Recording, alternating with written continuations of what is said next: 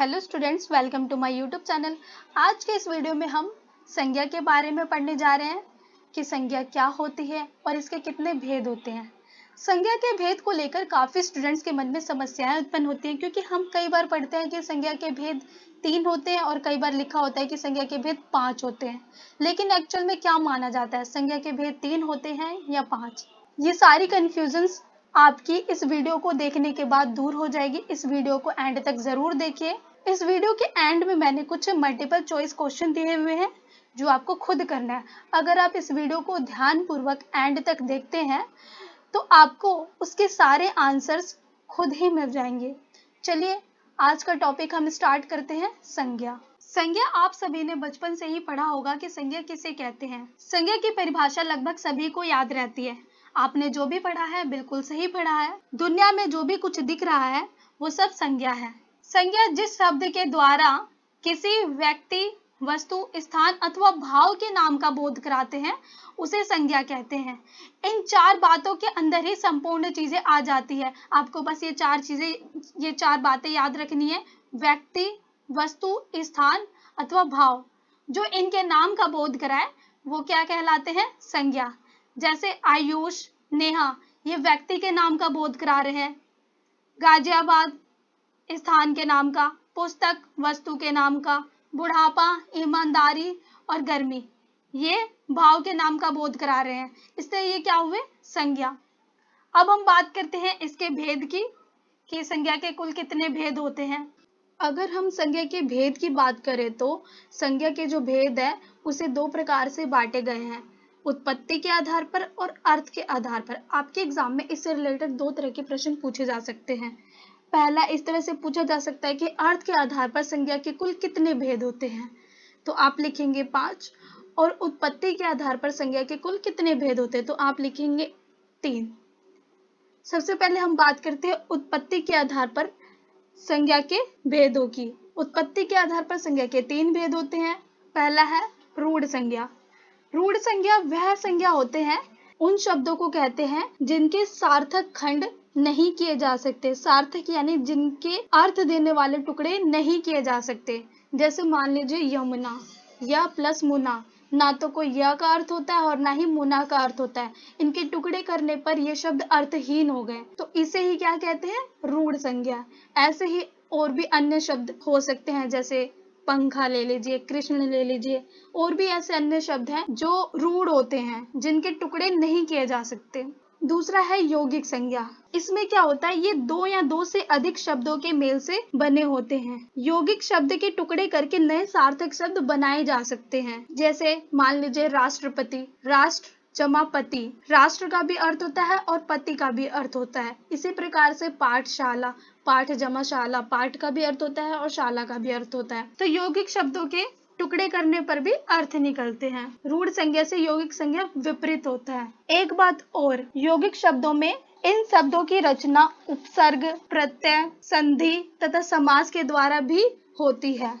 जैसे मान लीजिए सुपुत्र, सु जमा पुत्र, सु का अर्थ होता है अच्छा और पुत्र का अर्थ होता है बेटा। उसी प्रकार से देव जमा आलय, देवालय, इन दोनों शब्दों से क्या है? अर्थ निकल रहे हैं, उसे यौगिक संज्ञा कहते हैं। अब तीसरा है योगरूढ़ संज्ञा। योगरूढ़ संज्ञा वे शब्द कहलाते हैं जो 2 या 2 से अधिक शब्दों के योग से बनते हैं और किसी विशेष अर्थ के लिए ये रूढ़ हो जाते हैं। जैसे मान लीजिए दशानन, 10 जमा आनंद, दशानन का अर्थ होता है 10 मुख वाला यानी रावण। 2 शब्दों के मेल से बना है दशानन और इसका विशेष अर्थ रावण के लिए ही प्रयुक्त होता है। जो दशानन शब्द है वो किसी और व्यक्ति के लिए प्रयोग नहीं किया जाता और ना ही आपने सुना है, ये सिर्फ रावण के लिए ही प्रयोग किया जाता है। इसी प्रकार से आप जलज ले सकते हैं या लंबोदर। जलज का अर्थ होता है जल से जन्म लेने वाला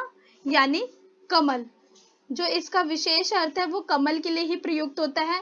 उसी प्रकार से लंबोदर लंबे उदर वाला यानी गणेश, ये भी विशेष अर्थ के लिए रूढ़ हो जाते हैं, उसे योगरूढ़ संज्ञा कहते हैं।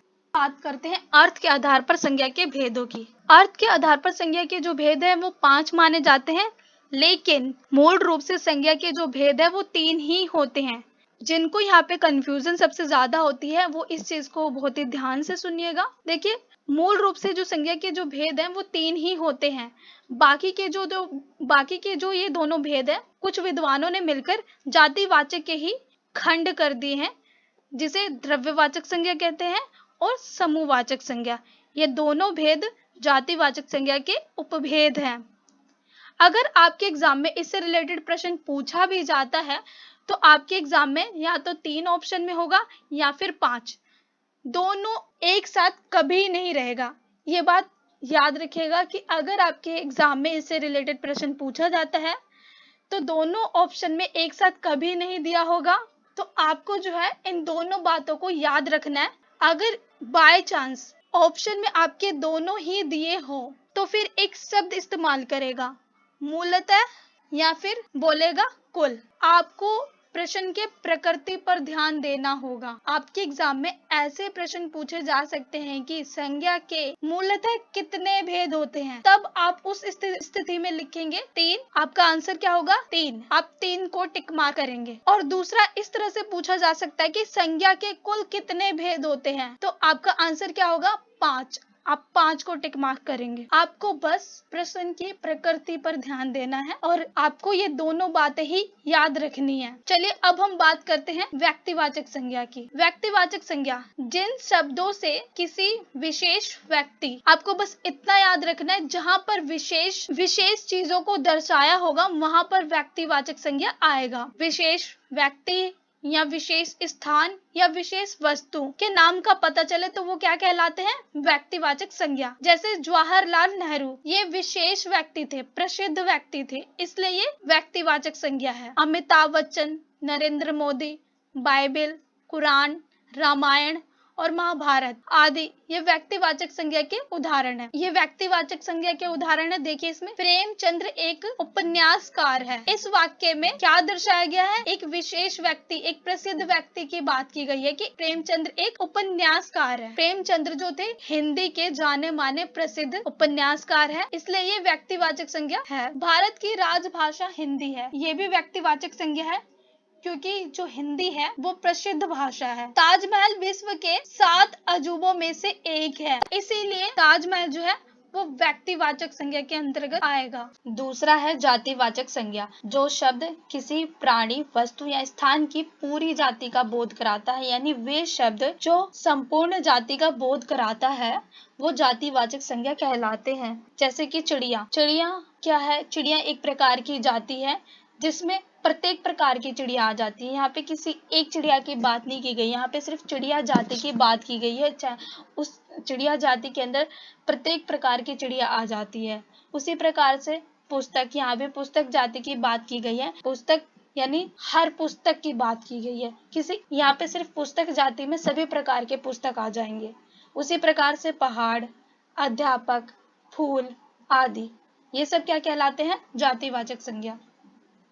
जातिवाचक संज्ञा के कुछ उदाहरण हैं, जैसे बच्चे खिलौनों से खेल रहे हैं। यहाँ पे बच्चे की जाति प्रजाति का बोध हो रहा है, किसी एक बच्चे की बात नहीं की गई। वैसे ही पेड़ों पर पक्षी बैठे हैं, यहाँ पे भी किसी एक पेड़ की बात नहीं की गई है।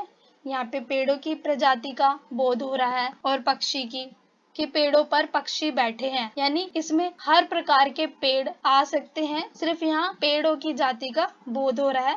उसी प्रकार पक्षी बैठे हैं। अब पेड़ों पर पक्षी बैठे हैं यानी पेड़ों पर बहुत सारे पक्षी बैठे होंगे, तो यहाँ पर भी किसी एक पक्षी की बात नहीं की गई है, सिर्फ पक्षी जाति की बात की गई है। पक्षी जाति में हर प्रकार के पक्षी आ जाते हैं। उसी प्रकार से सड़क पर गाड़ियां चलती हैं। तो ये सब क्या है? जातिवाचक संज्ञा। अब हम बात करते हैं जातिवाचक संज्ञा के दोनों उपभेद की, द्रव्यवाचक संज्ञा और समूहवाचक संज्ञा। ये दोनों क्या है? जातिवाचक संज्ञा के ही उपभेद है। सबसे पहले हम बात करेंगे तीसरे भेद की, द्रव्यवाचक संज्ञा। द्रव्यवाचक संज्ञा वे शब्द कहलाते हैं जिनसे द्रव्य तथा धातुओं के नाम का बोध हो, जिनसे नई वस्तुएं बनाई जा सकती है और जिनका मापतोल किया जा सकता है, उन्हें द्रव्यवाचक संज्ञा कहते हैं। जैसे मान लीजिए सोना, लकड़ी, तांबा, लोहा, दूध आदि, ये सब क्या है?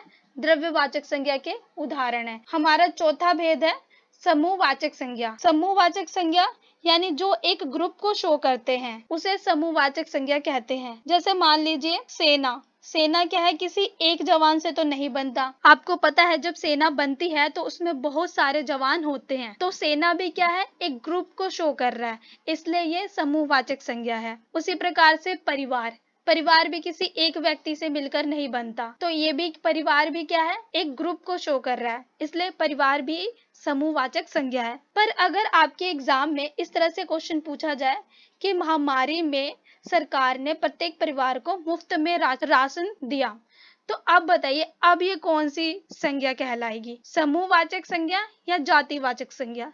क्योंकि यहाँ पे बात की गई है प्रत्येक परिवार की। सिर्फ परिवार जो है वो तो ग्रुप को शो करता है, तो समूहवाचक संज्ञा ही है।